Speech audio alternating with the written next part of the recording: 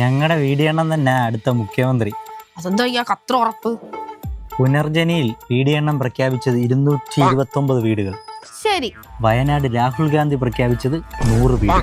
എന്നിട്ട് വയനാട് KPCC പ്രഖ്യാപിച്ചതും 100 വീടുകൾ. കേട്ടിട്ടുണ്ട്. വയനാട് യൂത്ത് കോൺഗ്രസ് പ്രഖ്യാപിച്ചതും 100 വീടുകൾ. നിന്ന് മെഴുകാതെ വന്ന കാര്യം പറ. ആകെ മൊത്തം 459 വീടുകളായി. ഇനി ഈ കമ്മിക്കൂട്ടങ്ങൾ എന്ത് പറയുന്നെന്ന് കാണണം.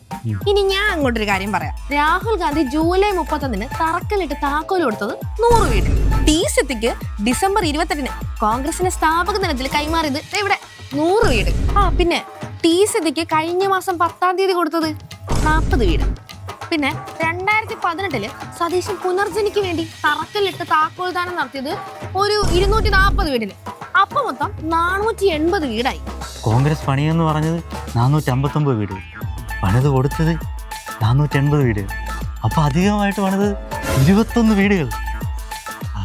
എടാ, നീ മണ്ടനായിട്ട് അഭിനയിക്കുന്നതാണോ? അത് നീ ശരിക്കും മണ്ടനാണോ?